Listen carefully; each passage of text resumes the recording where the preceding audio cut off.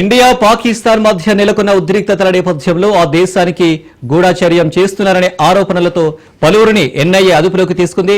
Telugu YouTuber బయ్యా సన్నీ యాదవ్ ను సైతం NIA అదుపులోకి తీసుకుంది. సన్నీ యాదవ్ ఛానల్లో కూడా పాకిస్తాన్ వీడియోలు ఉండడంతో అతడిని అధికారులు విచారిస్తున్నారు. సన్నీ యాదవ్ కు సంబంధించి కీలక విషయాలు వెలుగులోకి వచ్చాయి. మత విద్వేషాలను రెచ్చగొట్టే జాకిర్ నాయక్ తో సన్నీ యాదవ్ ఇంటర్వ్యూకు సంబంధించిన వీడియోలు అతడి యూట్యూబ్ లో ఉన్నాయి. జాకిర్ నాయక్ భారత్ కు చెందిన వ్యక్తి అయిన మత విద్వేషాలను రెచ్చగొడుతూ ప్రసంగాలు చేయడంతో భారత్ అతడిని మోస్ట్ వాంటెడ్ లిస్ట్ లో చేర్చింది. అతడిపై మనీ లాండరింగ్ కేసు కూడా ఉంది. ఉగ్రవాదులకు ఆర్థిక సాయం చేస్తున్నాడనే ఆరోపణలు కూడా ఉన్నాయి. ఈ నేపథ్యంలోనే అతడు 2016లో మలేషియాకు పారిపోయాడు. అతడిని భారత్ రప్పించేందుకు ప్రయత్నాలు జరుగుతూనే ఉన్నాయి. అలాంటి వాడితో సన్నీ యాదవ్ ఇంటర్వ్యూ ఇప్పుడు హాట్ టాపిక్ గా మారింది.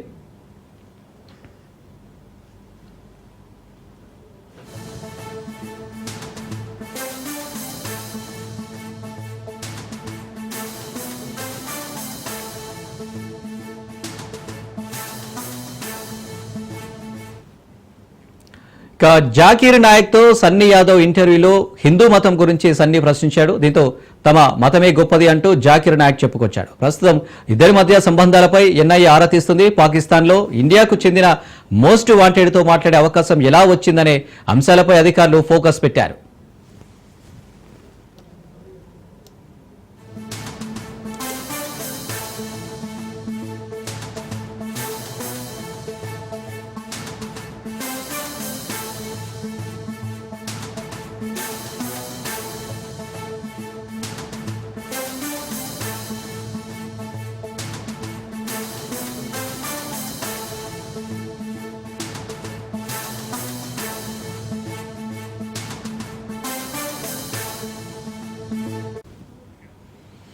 రెడ్డిక ఇండియా పాకిస్తాన్ మధ్య నెలకొన్న ఉద్రిక్తతల నేపథ్యంలో ఆ దేశానికి గూఢచర్యం చేస్తున్నారనే నేపంతో సన్నీ యాదవ్ ను విచారిస్తున్నారు. దీనికి సంబంధించి డీటెయిల్స్ రత్న లైవ్ లో అందిస్తారు. రత్న, ఇప్పటికే ఎన్ఐఏ అధికారులు బయ్యా సన్నీ యాదవ్ ను అదుపులోకి తీసుకొని విచారించడం జరుగుతూ ఉంది. ముఖ్యంగా తను చేసినటువంటి పాకిస్తాన్ టూర్ పైన ఎన్ఐఏ అధికారులు ప్రశ్నల వర్షం కురిపిస్తున్నారు. ఎందుకంటే పాకిస్తాన్లతో అతనికి ఉన్నటువంటి సంబంధాలు, పాకిస్తానీలతో ఏ రకంగా అక్కడ దాదాపు నెల రోజుల పాటు గడిపిన తర్వాత 10 వీడియోలను షూట్ చేయడం కోసం అతను తీసుకున్నటువంటి సహాయ సహకారాలు అక్కడ ఉన్నటువంటి అధికారుల నుంచి కావచ్చు, అక్కడ అతనికి ఉన్నటువంటి ఎవరైతే సహకరించినటువంటి వ్యక్తులు ఉన్నారో వాళ్ళందరి నుంచి అసలు ఏ రకమైనటువంటి సత్సంబంధాలను కలిగి ఉన్నాడు అనే కోణంలో ప్రస్తుతం యొక్క దర్యాప్తు అనేది కొనసాగుతూ ఉంది. ముఖ్యంగా ఇప్పుడు ఈ విచారణలో కొన్ని కీలక పరిణామాలు అనేవి చోటు చేసుకుంటున్నాయి. ఇండియాకు మోస్ట్ వాంటెడ్ గా ఉన్నటువంటి జాకిర్ నాయక్ తో బయ్యా సన్నీ యాదవ్ కు ఉన్నటువంటి సంబంధాల మీద ఆరా తీస్తున్నారు. ఎందుకంటే ప్రస్తుతం ఇండియాకు మోస్ట్ వాంటెడ్ గా ఉన్నాడు. ఇండియా నుంచి తను 2016లో మలేషియాకు పారిపోయాడు. అటువంటి వ్యక్తికి సంబంధించి అతనితో ఉన్నటువంటి సన్నిహిత సంబంధాలు అయితే పాకిస్తాన్ టూర్ చేసినప్పుడు బయ్యా సన్నీ యాదవ్ వాళ్ళిద్దరి మధ్య జరిగినటువంటి కన్వర్జేషన్స్ మీద ప్రధానంగా ఆరా తీస్తున్నారు. ఎందుకంటే అక్కడ వాళ్ళు ఒక సమావేశాన్ని ఏర్పాటు చేయడం జరిగింది. బయ్యా సన్నీ యాదవ్ జాకిర్ నాయక్ ను ఒక ఇంటర్వ్యూ చేశారు. ఆ ఇంటర్వ్యూలో అనేక కీలకమైనటువంటి కాంట్రవర్షియల్ ప్రశ్నలు కూడా లేవనెత్తారు. ఎందుకంటే ఆ మతపరమైనటువంటి అంశాలను ఆ ఇంటర్వ్యూ వేదికగా మాట్లాడుకోవడం జరిగింది. ఆ ఇంటర్వ్యూలో జాకిర్ నాయక్ హిందూ మతం కన్నా తమ మతమే గొప్ప అంటూ పలు వివాదకరమైనటువంటి వ్యాఖ్యలు చేసినటువంటి ఫుటేజ్ కూడా ఇప్పుడు బయటకు వస్తూ ఉంది. సో వీటన్నిటి మీద ప్రస్తుతం ఆరా తీస్తూ ఉన్నారు. అసలు జాకిర్ నాయక్ కు బయ్యా సన్నీ యాదవ్ కు, ఎందుకంటే ఒక మోటో వ్లాగర్ గా ఉన్నటువంటి బయ్యా సన్నీ యాదవ్ కు అలాగే మోస్ట్ వాంటెడ్ గా ఉన్నటువంటి జాకిర్ నాయక్ కు ఉన్నటువంటి సంబంధాలు ఏంటి అనేది ప్రస్తుతం ఆరా తీస్తూ ఉన్నారు. ఇక ఎన్ఐఏ విచారణలో భాగంగా ఇప్పటికే జ్యోతి మల్హోత్రాతో ఉన్నటువంటి సంబంధాల మీద ఆరా తీయటం జరిగింది. ఎందుకంటే ఆమె పాక్ గూఢాచార్యం నిర్వహిస్తూ ఇక్కడ ఉన్నటువంటి కీలకమైనటువంటి సమాచారం మొత్తాన్ని కూడా అక్కడ ఉన్నటువంటి పాక్ హైకమిషన్ కు అక్కడ ఉన్న అధికారులందరికీ చేరవేసినటువంటి విషయాన్ని ఐడెంటిఫై చేసిన తర్వాత ఆమెతో ఉన్నటువంటి సంబంధాలను పూర్తిగా ఆరా తీస్తున్నారు. ఆమెకు ఎవరెవరితో సంబంధాలు ఉన్నాయి అనే కోణంలో ప్రస్తుతం బయా సన్నీ యాదవ్ పేరు కూడా ఆయన కూడా పాకిస్తాన్ వెళ్ళొచ్చాడు కాబట్టి దాదాపు 20 రోజుల పాటు ఈ యొక్క టూర్ అనేది కంప్లీట్ అయిన నేపథ్యంలోనే అతనితో ఏమన్నా సంబంధాలు ఉన్నాయనేది మొత్తం పూర్తిగా ఇద్దరి మధ్య ఉన్నటువంటి సంబంధాల మీద ఒకవైపున విచారణలో వెలుగులోకి వచ్చింది. ఇక ఇప్పుడు జాకీర్ నాయక్ తో మోస్ట్ వాంటెడ్ గా ఉన్నటువంటి వ్యక్తికి అక్కడ ఉన్నటువంటి సంబంధాలు, బయా సన్నీ యాదవ్ కు వాళ్ళిద్దరి మధ్య ఉన్నటువంటి సంబంధాలు, అలాగే అసలు ఇంటర్వ్యూ అనేది ఎలా ఇవ్వగలిగారు, ఇంటర్వ్యూ చేయడానికి ప్రధాన కారణం ఏంటి, మతపరమైనటువంటి విషయాలను చర్చించాల్సినటువంటి అవసరం ఏంటి అనేది పూర్తిగా వెలుగులోకి తీసుకొచ్చేటువంటి ప్రయత్నాలు చేస్తున్నారు.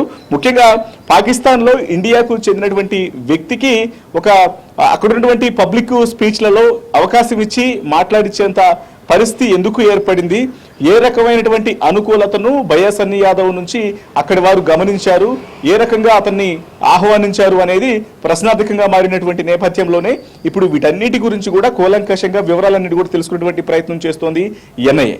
మొత్తానికి బయా సన్నీ యాదవ్ ఒక అంశం చాలా హాట్ టాపిక్ గా మారింది. ఎందుకంటే మొదటి నుంచి వివాదాస్పదంగానే మారుతోంది. అతని యొక్క ప్రవర్తనకు సంబంధించి కావచ్చు, అతను చేసినటువంటి పనులన్నీ కూడా మోటో వ్లాగర్ గా ఉండి బెట్టింగ్ యాప్స్ కు పాల్పడటం, ఆ తర్వాత పోలీసులకు దొరకకుండా విదేశాల్లోనే తప్పించుకొని తిరగటం, ఇప్పుడు ఏకంగా పాకిస్తాన్ టూర్ కు వెళ్లి ఆ వీడియోలను పెహల్గామ్ అటాక్ తర్వాత వ్యూస్ కోసమని లేటెస్ట్ గా 10 వీడియోలను అప్లోడ్ చేయడం, ఇవన్నీ వివాదాస్పదంగా మారినటువంటి నేపథ్యంలోనే వీటన్నిటి మీద ఆరా తీస్తూ తన్ని చెన్నై ఎయిర్పోర్ట్ లో పట్టుకున్న తర్వాత ప్రజెంట్ గత 2 రోజుల నుంచి బయా సన్నీ యాదవ్ ను విచారిస్తూ ఉన్నారు. పాకిస్తాన్ తో అతనికి ఉన్నటువంటి సంబంధాలు, పాకిస్తాన్ వెళ్ళడానికి కారణం, అక్కడ సహకరించినటువంటి వ్యక్తులు, అక్కడ మోస్ట్ వాంటెడ్ వ్యక్తులలో ఒకళ్ళైనటువంటి జాకీర్ నాయక్ తో అతనికి ఉన్నటువంటి సంబంధాలు పూర్తిగా వాటన్నిటి మీద కూడా ప్రస్తుతం దర్యాప్తు చేస్తూ అతన్ని ప్రశ్నిస్తూ ఉన్నారు. రత్న చూడొచ్చు, మన జ్యోతి మల్హోత్రా, ఇవాళ సన్నీ యాదవ్, ఇలాంటి వాళ్ళని చూసుకుంటే రేపు మరో వ్యక్తి బయటకు వచ్చే అవకాశాలు ఏమన్నా కనిపిస్తాయా? వాస్తవానికి ఎవరైతే పాక్ గూఢాచార్యం వహించినటువంటి వ్యక్తులు ఉన్నారో వాళ్ళ యొక్క పేర్లు అనేవి రోజు రోజుకు బయటకు వస్తూనే ఉన్నాయి పుట్టగొడుగుల్లా. జ్యోతి మల్హోత్రా పేరు, పూర్తిగా ఆమె యాక్టివిటీస్ మొత్తాన్ని కూడా బయట పెట్టడం జరిగింది. ఆమె ఏ రకంగా అక్కడ జరిగినటువంటి అంటే పాకిస్తాన్ అధికారులతోనూ పాకిస్తాన్ హైకమిషన్ లో పనిచేసిన కొంతమంది కీలకమైనటువంటి వ్యక్తులతో ఆమెకున్నటువంటి సంబంధాలు అనేవి ఆమె చేసినటువంటి వీడియోలలోనే, ఆమె తీసినటువంటి వ్లాగ్స్లలోనే చాలా స్పష్టంగా బయటపడ్డాయి. వాటన్నిటిని కూడా దర్యాప్తు అధికారులు బయట పెట్టారు. వాటన్నిటిని కూడా ప్రజలు ఆమె చేసినటువంటి వీడియోల నుంచి గమనించడం జరిగింది. ఆమెకు పాకిస్తాన్ అధికారులతో ఉన్నటువంటి సంబంధాలను కూడా వాళ్ళ ప్రతి ఒక్కరు కూడా తెలుసుకున్నారు. మరోవైపున ఎన్ఐఏ అధికారులు సైతం ఆమె యొక్క ఏ రకంగా అయితే గూఢాచార్యానికి పాల్పడిందో, స్వదేశానికి సమస్యలు తెచ్చిపెట్టే విధంగా, స్వదేశానికి అపకీర్తిని మూటగడుతూ అక్కడ ఆమె పరాయి దేశానికి, శత్రు దేశానికి ఉప్పందించినటువంటి వ్యవహారంలో అనేక విషయాలను ఐడెంటిఫై చేయడం జరిగింది. సో ప్రస్తుతం ఆమెను అదుపులోకి తీసుకున్నారు. ఇలా మొత్తం 11 మందిని, ఎందుకంటే ఇప్పుడు ఆమెతో పాటు ఈ మధ్య ఉగ్రకుట్రకు పాల్పడినటువంటి వ్యక్తులు కూడా కొంతమంది వెలుగులోకి వచ్చారు. విజయనగరం నుంచి సిరాజ్ అనేటువంటి వ్యక్తి, హైదరాబాద్ లో సమీర్, వీళ్ళని కూడా అరెస్ట్ చేయడం జరిగింది. వీళ్ళని కూడా ఎన్ఐఏ అధికారులు ప్రశ్నిస్తూనే ఉన్నారు. వీరితో పాటు వివిధ రాష్ట్రాల నుంచి మొత్తం 11 మందిని ఇప్పటికే అదుపులోకి తీసుకున్నారు. ఇలా పొట్టుకుడుగుల్లో వరుస అంటే ఇక్కడ ఇండియాలో ఉంటూనే పాకిస్తాన్ కు ఉప్పందిస్తున్నటువంటి వ్యక్తులు, పాకిస్తాన్ ఈ కుట్రలో పాల్గొని వాళ్ళు పాకిస్తాన్ కు సహకరిస్తున్నటువంటి వ్యక్తులు రోజు రోజుకు బయటపడుతూనే ఉన్నారు. ఇప్పుడు అందులో భాగంగానే ఇప్పుడు బయా సన్నీ యాదవ్ కు సంబంధించి అతను పాకిస్తాన్ టూర్ అనేది కీలకంగా మారినటువంటి నేపథ్యంలోనే ప్రస్తుతం అతనికి పాకిస్తాన్ లో ఉన్నటువంటి వ్యక్తులకు ఉన్నటువంటి సంబంధాల మీద మాత్రమే ఆరా అనేది కొనసాగుతుంది. మరి ఇతను కుట్ర కోణం దాగి ఉందా, లేకపోతే ఏదైనా దురుద్దేశం ఉందా అనేది పూర్తిగా ఎన్ఐఏ విచారణలో బయటపడుతుంది. అలాగే కేవలం ఒక మోటో వ్లాగర్ గా మాత్రమే తను అక్కడికి వెళ్లి అక్కడ ఉన్నటువంటి పరిస్థితులను షూట్ చేసుకుని రావడంలో తను ఏదైతే మొదటి నుంచి వ్లాగింగ్ చేస్తూ ఉన్నాడో మోటో వ్లాగర్ గా, అందులో భాగంగానే వెళ్ళాడా, లేకపోతే దీని వెనకాల కుట్ర కోణం ఇంకేమైనా దాగి ఉందా అనేది పూర్తిగా దర్యాప్తు అనంతరం తెలిసే అవకాశం ఉంది. ఇక ప్రస్తుతం మాత్రం మోస్ట్ వాంటెడ్ గా ఉన్నటువంటి వ్యక్తులతో అతనికి ఉన్నటువంటి పరిచయాల మీద, ఎందుకంటే జాకీర్ నాయక్ అనే వ్యక్తి మోస్ట్ వాంటెడ్ గా ఉన్నాడు కాబట్టి అతనితో బయా సన్నీ యాదవ్ ఉన్నటువంటి పరిచయాల మీద దృష్టి పెట్టారు. ఎందుకంటే అక్కడ మతపరమైనటువంటి అంశాల గురించి చర్చించుకోవటం, బయా సన్నీ యాదవ్ ను అక్కడ ప్రజలు ఆహ్వానించడం, అక్కడ ఉన్నటువంటి పబ్లిక్ మీటింగ్లలో తనకి మాట్లాడేందుకు అవకాశం కల్పించడం, మతపరమైనటువంటి విషయాల మీద డిస్కస్ జరగటం, ఇదంతా కూడా కొంత వివాదాస్పదంగా మారినటువంటి నేపథ్యంలో మీద వీటి మీద ప్రస్తుతం ఎన్ఐఏ విచారణ కొనసాగుతోంది. Right Ratna, thank you.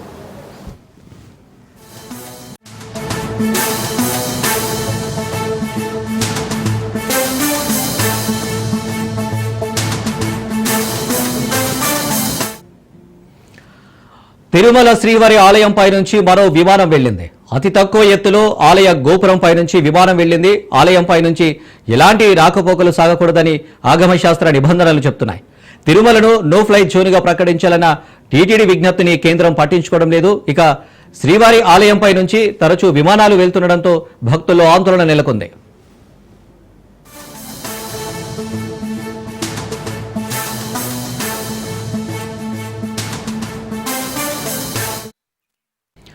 Tirumala శ్రీవారి ఆలయంపై నుంచి మరో విమానం వెళ్లింది. అతి తక్కువ ఎత్తులో ఆలయం గోపురంపై నుంచి విమానం వెళ్లింది. ఆలయంపై నుంచి ఎలాంటి రాకపోకలు సాగకూడదని ఆగమశాస్త్ర నిబంధనలు చెబుతున్నాయి. తిరుమలను నో ఫ్లై జోన్ గా ప్రకటించాలన్న టీటీడీ విజ్ఞప్తిని కేంద్రం పట్టించుకోవడం లేదు. ఇక శ్రీవారి ఆలయంపై నుంచి తరచూ విమానాలు వెళ్తుండటంతో భక్తుల్లో ఆందోళన నెలకొంది. ఇక దీనికి సంబంధించి డీటెయిల్స్ సురేష్ అందిస్తారు. సురేష్, శ్రీవారి ఆలయం పైన ఆగమనానుసారం ఇటువంటి రాకపోకలు సాగించకూడదు. ఇందుకే డ్రోన్ కెమెరా కూడా నిషేధించారు. గతంలో పలుమార్లు తిరుమల తిరుపతి దేవస్థానం కేంద్ర విమానయాన శాఖ విజ్ఞప్తి చేసింది. తాజాగా ఇవాళ ఉదయం 9:30 మరో విమానం శ్రీవారి ఆలయం అతి తక్కువ ప్రయాణించడం భయాన్ని కలిగిస్తుంది.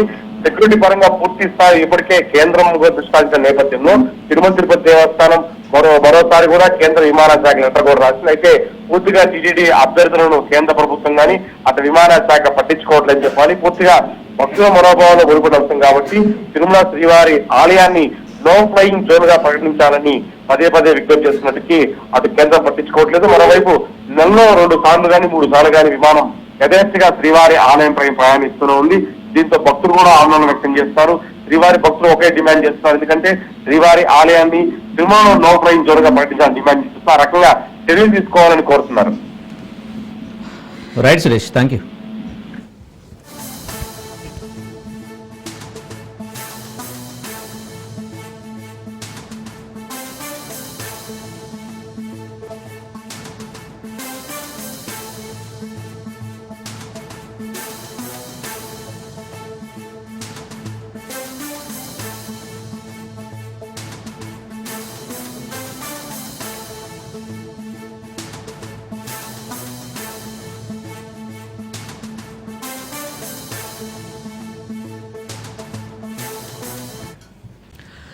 అన్నా అంటే నేనున్నా అంటారు. కష్టం ఉందని తెలిస్తే చాలు వాలిపోతారు. శత్రువుకైనా ఆపనహస్తం అందిస్తారు. అందుకే ఆయనంటే అందరికీ ఇష్టం. ప్రత్యర్థులు సైతం ఆయన బాగోగులు కోరుకుంటారు. తెలంగాణ ఉద్యమకారుడు మునుగోడు ఎమ్మెల్యే కోమటిరెడ్డి రాజగోపాల్ రెడ్డిపై రాజ్ న్యూస్ ప్రత్యేక కథనం.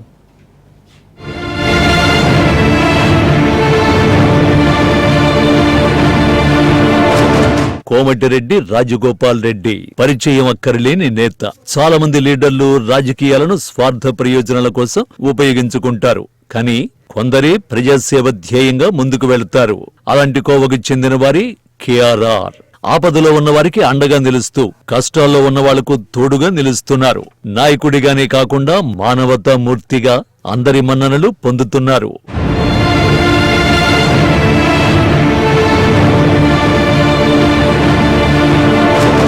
కోమటిరెడ్డి రాజగోపాల్ రెడ్డి స్వస్థలం నల్గొండ జిల్లా బ్రాహ్మణ వెల్లెంల. ప్రజాసేవ చేసేందుకు 2009లో రాజకీయాల్లోకి అడుగుపెట్టారు. భువనగిరి పార్లమెంటు సభ్యుడిగా తెలంగాణ కోసం తెగించి కొట్లాడారు. 2016లో ఎమ్మెల్సీగా ఘన విజయం సాధించారు. 2018లో మునుగోడు ఎమ్మెల్యేగా విజయభేరి మోగించారు. 2024లోనూ జైత్రయాత్రను కంటిన్యూ చేశారు. మునుగోడును అభివృద్ధి పథంలో నిలపడంలో కేఆర్ఆర్ కీలక పాత్ర పోషించారు.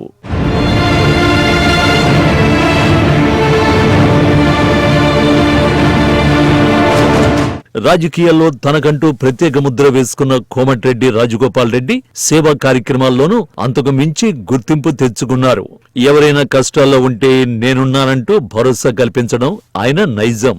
ఆపత్కాలంలో అండగా ఉంటారు. సాయం అడిగితే కాదని చెప్పని మనస్తత్వం ఆయనది. అందుకే రాజన్నను ఎంతగానో అభిమానిస్తారు కార్యకర్తలు. నమ్ముకున్న నాయకుడి కోసం అహర్నిశలు శ్రమిస్తారు.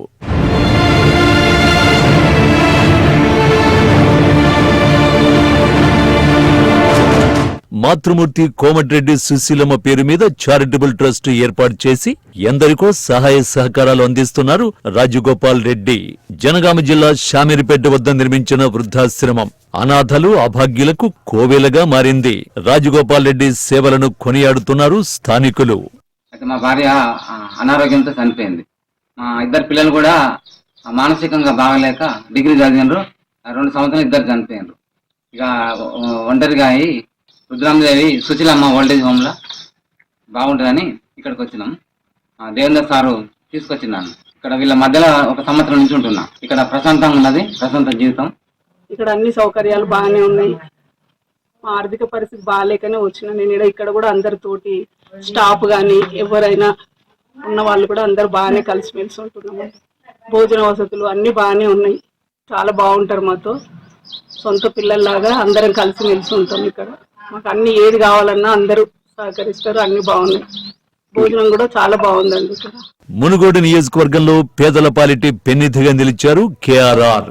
సొంత డబ్బులతో ఎంతో మందికి ఇండ్లు కట్టించారు. అనారోగ్యానికి గురైన వారికి మెరుగైన వైద్యం అందేలా చూశారు. చావు బతుకుల్లో ఉన్న తమను కాపాడారంటూ అనేక మంది ఆయన సేవల్ని గుర్తు చేసుకుంటున్నారు. నా పిల్లలు ఇద్దరు, నా కోడలు లేదు, నా కొడుకు లేడు. ఇద్దరికి మా ఏది లేకుంటే ఇల్లు కట్టుకుంటే జాగ లేకుంటే ఆ సారే కట్టించండి. మాకు ఏది లేదు, తినటానికి కూడా ఇంత ఇది లేకుంటే ఆధారం. ఎక్కడికి వెళ్ళి అక్కడికి వెళ్ళి అందరితోటి కూడా సారే మాకు అన్నిటికీ సహకారం చేసిండు. మొత్తం ఇంట్లో కూడా సారే తోలిపోయిండు. మమ్మల్ని ఇంట్లో తోలి అన్ని చేసిండు, అన్ని ఇచ్చిండు. అంతా సారే. సార్ వల్లనే మేము బాగుపడ్డాం. సార్ నుంచి సార్ లేకుంటే నా పిల్లలు నేను ఆగమైపోదు.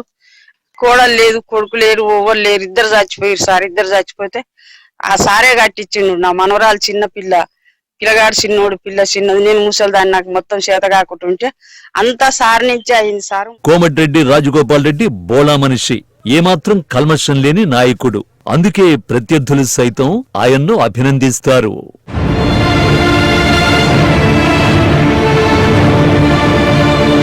అమెరికా అధ్యక్షుడు డొనాల్డ్ ట్రంప్ మరో షాక్ ఇచ్చారు. ఈసారి తన సుంకాల దాడిని స్టీల్ దిగుమతులపై మోపారు. ఇప్పటికే 25% సుంకాలు ఉండగా దానిని రెట్టింపు చేస్తున్నట్లు ప్రకటించారు. విదేశాల నుంచి అమెరికాకు దిగుమతి అయ్యే స్టీల్ పై సుంకాలను 25% నుంచి 50%కి పెంచుతున్నట్టు డొనాల్డ్ ట్రంప్ తెలిపారు. అధ్యక్షుడు ట్రంప్ తీసుకున్న ఈ నిర్ణయం ప్రపంచవ్యాప్తంగా ఉన్న ఉక్కు తయారీదారులపై తీవ్ర ప్రభావం చూపే అవకాశాలున్నాయి. పెన్సిల్వేనియాలోని US steel, Mon Valley Works, Irvin ప్లాంట్లో వేదికగా సుంకాల పెంపు దేశీయ ఉక్కు ఉత్పత్తిదారులను రక్షించడంతో పాటు అమెరికన్ తయారీని గణనీయంగా పెంచుతుందని ట్రంప్ వెల్లడించారు.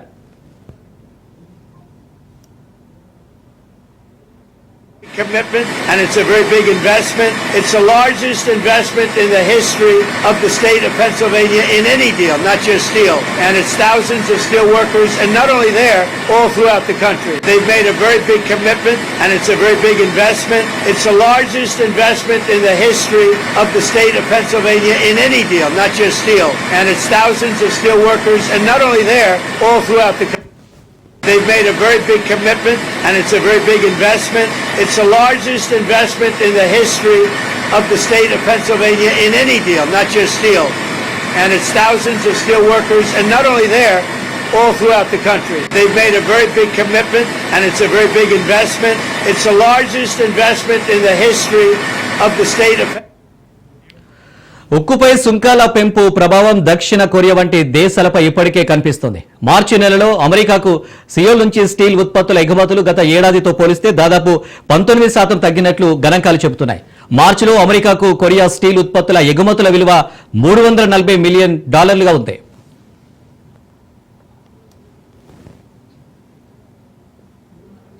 a very big commitment, and it's a very big investment. It's the largest investment in the history of the state of Pennsylvania in any deal, not just steel. And it's thousands of steel workers, and not only there, all throughout. Bharat పాక్ల మధ్య కుదిర్చిన deal కు గర్వపడుతున్నట్లు చెప్పారు America president Donald Trump. ఎవరూ దీనిపై మాట్లాడుకోవడం లేదు, కానీ పాకిస్తాన్ భారత్ల మధ్య చాలా అసహ్యకరమైన యుద్ధం నడుస్తుందన్నారు. ప్రస్తుతం అంతా బాగుంది, కానీ రెండు అణ్వాయుధ దేశాలు అని యుద్ధం జరిగితే పరిస్థితి దారుణంగా ఉండేదన్నారు. భారత్తో త్వరలో వాణిజ్య ఒప్పందం కుదురుతుందని ట్రంప్ వెల్లడించారు. ఇండియాతో త్వరలో డీల్ కుదుర్చుకుంటామన్న ట్రంప్ వచ్చే వారం పాక్ ప్రతినిధులు వాషింగ్టన్ రానున్నట్లు చెప్పారు. రెండు దేశాల్లో యుద్ధాన్ని కొనసాగించి ఉంటే డీల్ కుదుర్చాలన్న ఆసక్తి తనకు ఏమాత్రం ఉండేది కాదన్నారు. The I'm most proud of is the fact that we're dealing with India, we're dealing with Pakistan, and we were able to stop potentially a nuclear war through trade as opposed through bullets. You know, normally they do it through bullets, we do it through trade. So I'm very proud of that. Nobody talks about it, but we had a very nasty potential war going on between Pakistan and India. And now if you look, they're doing fine. That was getting very bad. That was getting very nasty. They're both nuclear powers. Pakistan representatives are coming in next week, and India, as you know, we're very close to making a deal with India. I think the deal I'm most proud of is the fact that we're dealing with India, we're dealing with Pakistan, and we were able to stop potentially a nuclear war through trade as opposed through bullets. You know, normally they do it through bullets, we do it through trade. So I'm very proud of that. Nobody talks about it, but we had a very nasty potential war going on between Pakistan and India. And now if you look, they're doing fine. That was getting very bad. That was getting very nasty. They're both nuclear powers. Pakistan representatives are coming in next week, and India, as you know, we're very close to making a deal with it. Bharat పాక్ల మధ్య కుదిర్చిన డీల్కు గర్వపడుతున్నట్లు చెప్పారు America president Donald Trump. ఎవరూ దీనిపై మాట్లాడుకోవడం లేదు, కానీ పాకిస్తాన్ భారత్ల మధ్య చాలా అసహ్యకరమైన యుద్ధం నడుస్తుందన్నారు. ప్రస్తుతం అంతా బాగుంది కానీ రెండు అణ్వాయుధ దేశాలు అని, యుద్ధం జరిగితే పరిస్థితి దారుణంగా ఉండేదన్నారు. భారత్తో త్వరలో వాణిజ్య ఒప్పందం కుదురుతుందని ట్రంప్ వెల్లడించారు. ఇండియాతో త్వరలో డీలు కుదుర్చుకుంటామన్న ట్రంప్ వచ్చే వారం పాక్ ప్రతినిధులు వాషింగ్టన్ రానున్నట్లు చెప్పారు. రెండు దేశాలు యుద్ధాన్ని కొనసాగించి ఉంటే డీల్ కుదర్చాలన్న ఆసక్తి తనకు ఏమాత్రం ఉండేది కాదన్నారు. తైవాన్ వివాదంపై అమెరికా చేసిన వ్యాఖ్యలకు చైనా ఘాటుగా స్పందించింది. నిప్పుతో చెలగాట వద్దంటూ హెచ్చరికలు జారీ చేసింది. చైనాను కట్టడి చేసేందుకు తైవాన్ వివాదాన్ని పావుగా వాడుకోవద్దని హితో పలికింది. ఈ మేరకు విదేశాంగ శాఖ ప్రతినిధి కీలక ప్రకటన చేశారు. తైవాన్ విషయంలో చైనా వ్యూహాలు ప్రపంచ శాంతికి ముప్పుగా మారొచ్చని America defence secretary Pete Hegseth ఆందోళన వ్యక్తం చేశారు. ప్రాంతీయ అస్థిరతలను రెచ్చగొట్టేలా ఉన్న చైనా ప్లాన్లను అడ్డుకునేందుకు అమెరికా దాని మిత్ర దేశాలు చేయాల్సింది ఎంతో ఉందని అన్నారు. ఈ విషయంలో దాచిపెట్టేందుకు కూడా ఏమీ లేదని అన్నారు. చైనాతో పొంచి ఉన్న ముప్పు ఓ వాస్తవం అన్నారు. షాంగ్రీ లా డైలాగ్ సమావేశాల్లో ఈ కామెంట్స్ చేశారు. ఇండో పసిఫిక్ ప్రాంతంలో చైనా మిలిటరీ శక్తిని వినియోగించే అవకాశం ఉందని, తైవాన్పై చర్యలు తీసుకునేందుకు వీలుగా చైనా మిలిటరీ బలగాలు నిత్యం కసరత్తు చేస్తున్నాయని ఆయన తెలిపారు. ఇక హెగ్సెత్ వ్యాఖ్యలపై చైనా అధికారికంగా అమెరికాకు తన అభ్యంతరాల గురించి చెప్పింది. ఈ కామెంట్స్ ను ఖండిస్తున్నట్లు తెలిపింది. తైవాన్ అంశం తమ అంతర్గత వ్యవహారం అని కూడా తేల్చి చెప్పింది. ఇతర దేశాలకు ఈ విషయంలో జోక్యం చేసుకునే హక్కు లేదని తెలిపింది. తైవాన్ తమ భూభాగం అని చైనా చెబుతుంది. అయితే స్వీయ పాలన తమ హక్కు అని తైవాన్ వాదిస్తుంది. బలవంతంగానైనా తైవాన్ను తమ భూభాగంగా చేసుకునే అవకాశం కూడా ఉందని గతంలోనే చైనా విస్పష్ట ప్రకటన చేసింది.